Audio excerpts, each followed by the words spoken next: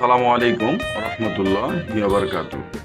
যেমন আজকে আমরা কিছু জগ সম্পর্কে আলোচনা করব এবং পার্টসের কিছু নাম।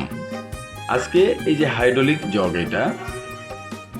এটা হচ্ছে জগের ওজন হচ্ছে 3 টন।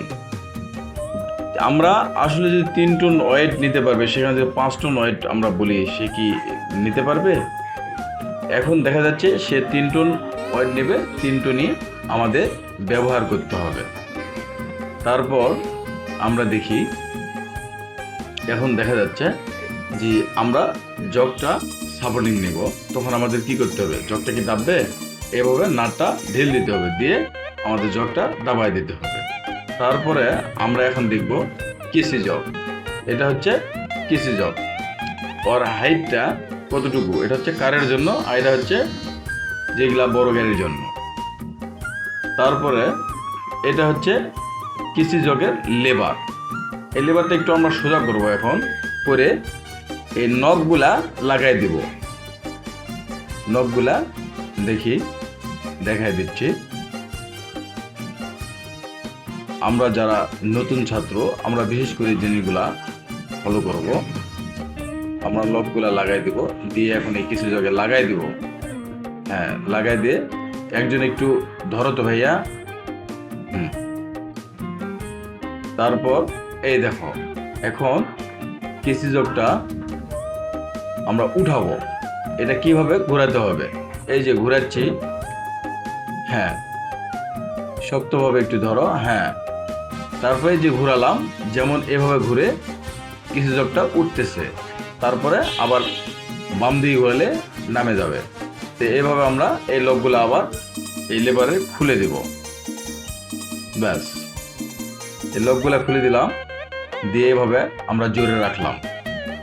লম্বা করে কি আমরা রাখতে পারবো না। তাহলে হাইড্রোলিক জগ এটা, আর ওইটা হচ্ছে কেসি জগ। তাহলে আমরা অবশ্যই এই জিনিসটা ফলো রাখবো। আর একটা জিনিস হলো, আপনাদের একটা জগ করবো কিভাবে? জগের তো করার একটা নিয়ম আছে। নিয়মটা হচ্ছে এভাবে, আমরা সর্বপ্রথম যে চাকা খুলবো, ডান পাশে খুলি আর বাম পাশে খুলি, অপোজিট চাকায় জাম দিব। জাম দিয়ে আমরা আগে চাকার নাট ঢিল দিয়ে নেব।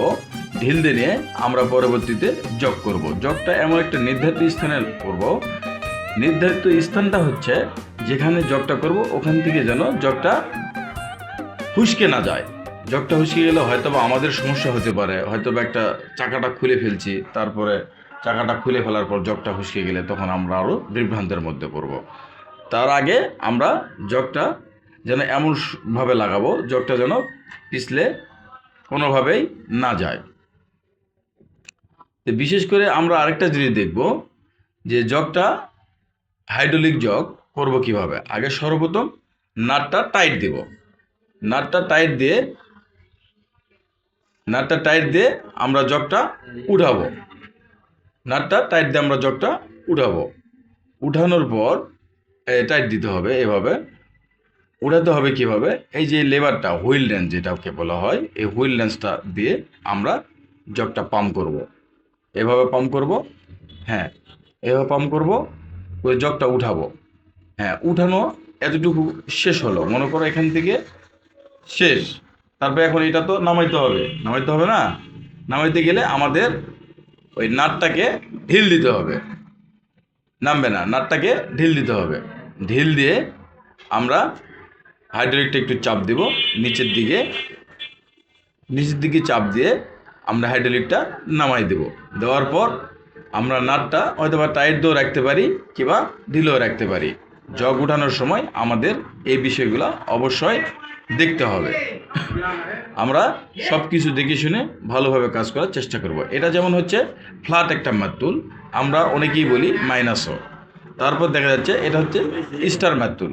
তাহলে আমরা স্টার বললে স্টার নিয়ে আসবো, ফ্ল্যাট বললে ফ্ল্যাট নিয়ে আসবো। তাহলে অবশ্যই আমরা মাত্তুল সম্পর্কে এই জিনিসগুলো আমাদের কিন্তু জানতে একটু কষ্ট হয়।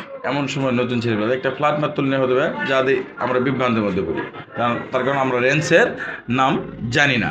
তো এই জন্য করে আমাদের এই মাত্তুলগুলা অবশ্যই জানতে হবে কোনটার কি। নাম, তারপরে কোনটার কি নাম, এই জিনিসগুলো আমাদের অবশ্যই জানতে হবে। তারপর দেখা যাচ্ছে এটা হচ্ছে রিং, এটা হচ্ছে রিং, আর এটা হ্যাঁ, আর ওই মাথাটা হচ্ছে ডাল।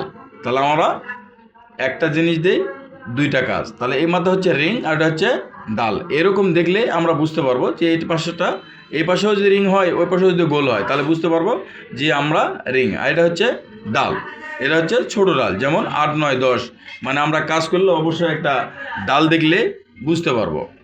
তো যাই হোক, আমরা তারপরও এই জিনিসগুলা অবশ্যই আমরা খুব সুন্দরভাবে দেখব এবং জানার চেষ্টা করব। আর আপনারা আমাদের জন্য দোয়া করবেন ইনশাল্লাহ, আমরা যেন ভবিষ্যতে আপনাদের জন্য আরও ভালো কিছু করতে পারি এবং ভালো কিছু দেখাতে পারি। এটা হচ্ছে হুইল রেঞ্চ, আমরা হুইল রেঞ্চ দিয়ে চাকার নাট খুলতে হবে, এই জিনিসগুলো অবশ্যই আমরা এর আগেও বলছি ইনশাল্লাহ। তারপর হচ্ছে এটা দেখা যাচ্ছে তোমার গুটি রেঞ্চ, গুটি লেবার, আমরা এই জিনিসগুলো অবশ্য ফলো রাখবো। এই বলে আমাদের সংক্ষিপ্ত কথা এখানে শেষ করছি। আসসালামু আলাইকুম। সততা ড্রাইভিং ট্রেনিং সেন্টার পক্ষ থেকে আপনাদের কাছে আমাদের দোয়া রইল।